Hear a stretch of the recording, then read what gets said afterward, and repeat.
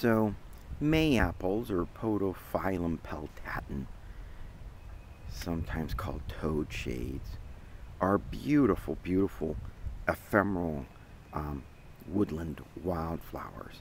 It's ground cover. I mean, they really will cover ground. As you can see, they can just completely blanket an area at given time. They mostly reproduce vegetatively, sending out a little runner that then germinates into a new plant. It stores energy for a few years, and while it has one leaf, it won't bloom. But once it develops two, as you can see here, it forms a flower in the middle. And first the bud, of course, and then the flower. And the flower supposedly looks like an apple blossom, thus the Mayapple name to it. Although, you know, usually do bloom first week of May or so, they can bloom much earlier than that. These are mostly pollinated via bumblebees. That's the main pollinator.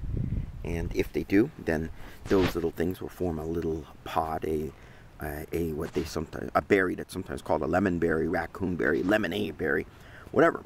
And that is edible. However, being edible only when it's completely ripe. This particular plant has all sorts of chemicals to protect it.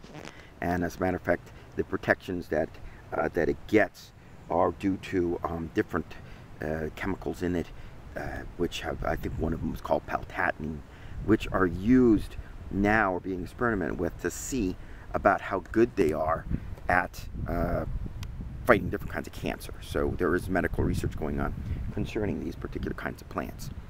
Now, it's not a perfect protection. That lots of things will still eat it, and as a matter of fact, deer are notorious. You can come through and all you see is a whole forest of little stalks where they take the tops right off and all you see is just the bottom. But that's not the case here, because this is in Linden at Thompson's Wildlife Management Area. Deer are, of course, regulated. They're hunted here, and we don't have a great overpopulation of them, and so we don't see a lot of deer damage and overbrowse. But again, going back to this, it will produce that edible berry. It's kind of yellowish, does taste a little bit lemony. I will admit I have eaten it, but this is not a plant that you want to experiment with for the first time if you're trying to learn about foraging and wild edibles, because those other chemicals I've already mentioned make this an extremely toxic plant. In fact, there is supposedly stories of some tribes using this for ritual suicide. So this is not the plant that you all of a sudden start experimenting with to see about wild edibles. Now, again, it mostly reproduces via these little runners and then sends up little colonies of one-leaf little plants for a while. But if the berry does get spread, and the main seed disperser for these are box turtles. They actually come by, they plow the thing over, eat the berry, then they go poop butt and start a new colony.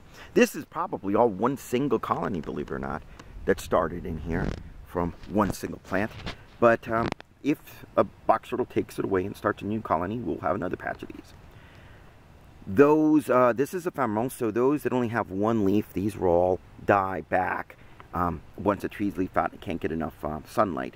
But if it gets, pollinated, and again, only if it gets pollinated, then it'll have to feed on the berry, so it'll retain its leaves on those flowers which do have berries. Otherwise, it dies back like many other ephemerals to go back to next year, saving its energy and its roots.